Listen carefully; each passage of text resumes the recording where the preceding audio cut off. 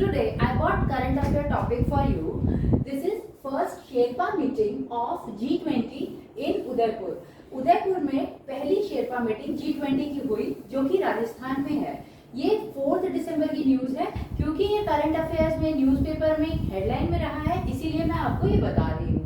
ठीक है. The first Sherpa meeting of India's G20 presidency commences today on 4th December in Udaipur, Rajasthan. A series of briefing and interaction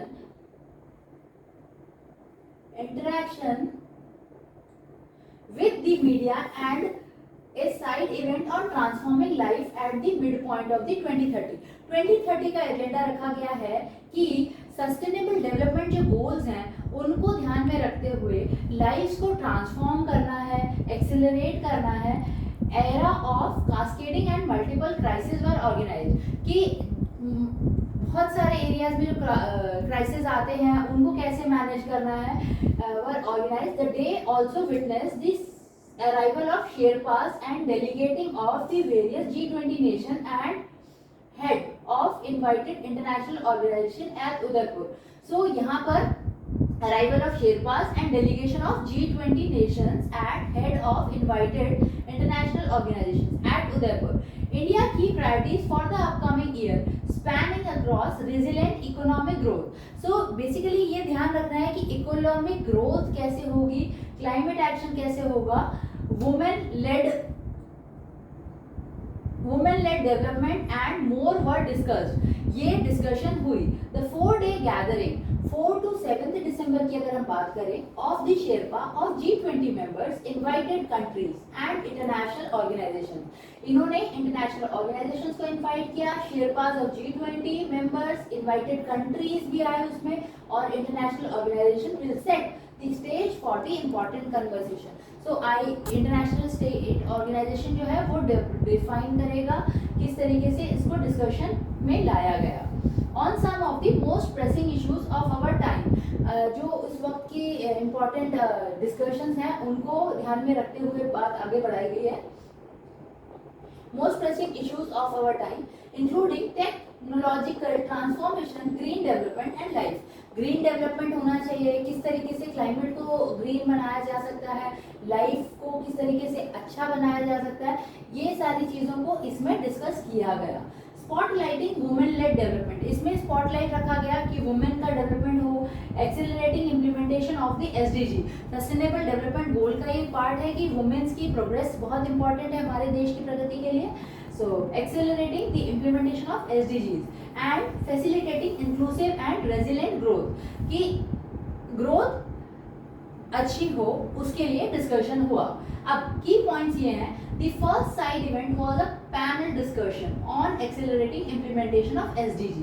पहली बात ये है कि discussion हुआ एक्सेलरेट करने में कि SDG जो है उनको ध्यान में रखते हुए, SDG का ही एक पार्ट है वुमेन एम्पावरमेंट. तो वुमेन एम्पावरमेंट के बारे में डिस्कशन हुआ, क्लाइमेट के बारे में डिस्कशन हुआ.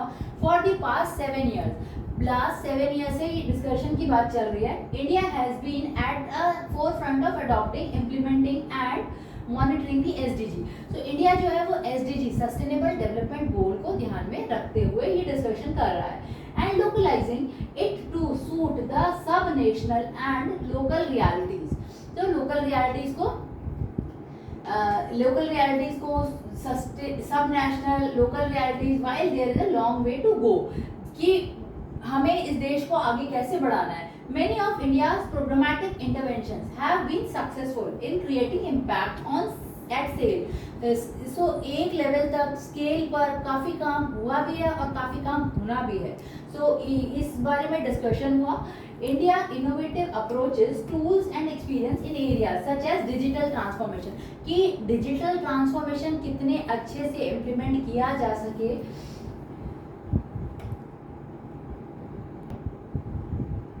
Especially data for development, just green transition, women-led development and economic growth for SDG offer a variety of good practices and lessons. So ये एक लेसन है, लर्न करना है, या फिर हम कह सकते हैं कि किस तरीके से वुमेन एम्पावरमेंट करना है, इकोनॉमिक ग्रोथ की बात कर रहे हैं, sustainable development, variety of good practices, अच्छी चीज़ों को इम्प्लीमेंट करना है, lesson learn from which other nations can benefit to address their own challenge to SDG acceleration.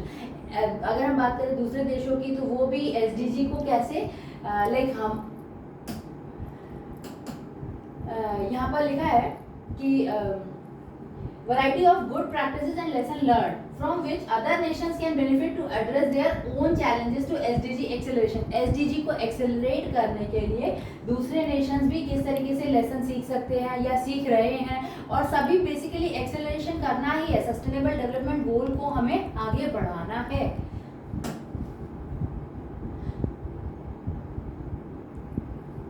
The first G20 Sherpa meeting under India's presidency set the tone and agenda for future meeting, during which India will have the opportunity to convene discussion on shared global priorities with the G20 members and guests।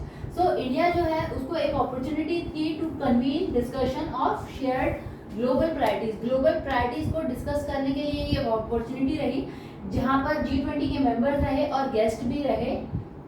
The Sherpa meeting in Udaipur will work towards building consensus on a diverse range of global issues in various G20 work stream।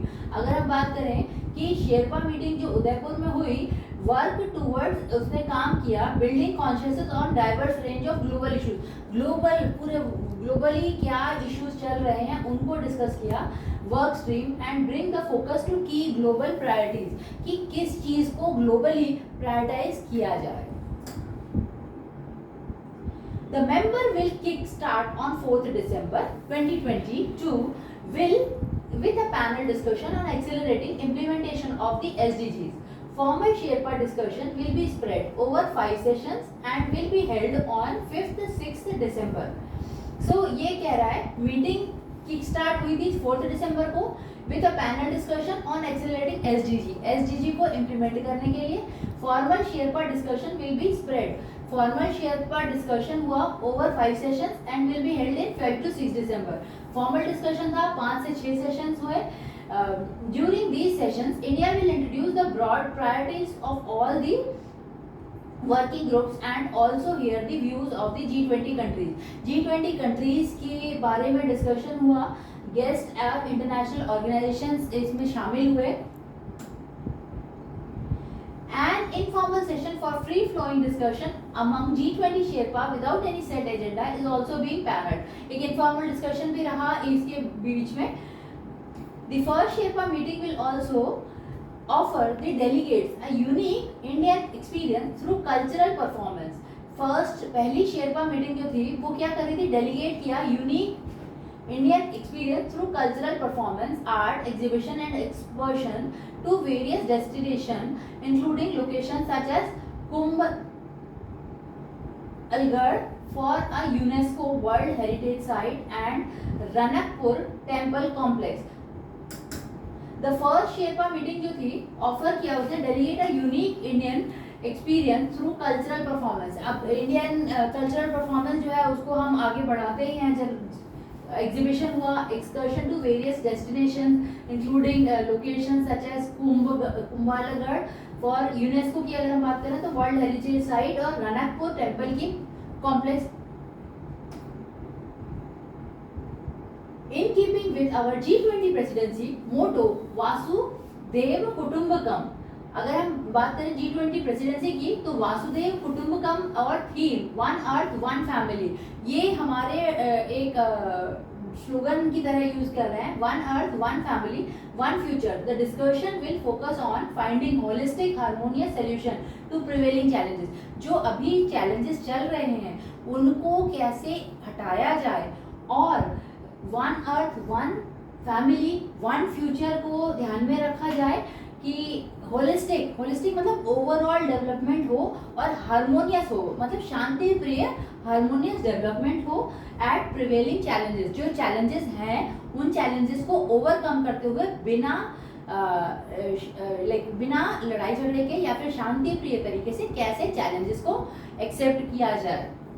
As stated by Honorable Prime Minister in Bali last month, our presidency will be inclusive, ambitious, decisive and action oriented।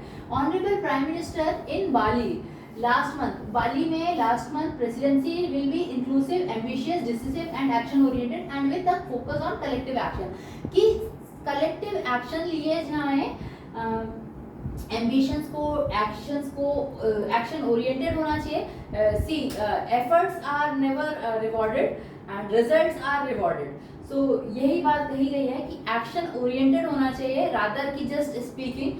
सो अब हमेशा आगे ध्यान रखें collective actions हुए और उन पर किस तरीके से रिजल्ट आए, ये ध्यान में रखा गया है। Bye guys, thank you for watching, keep studying.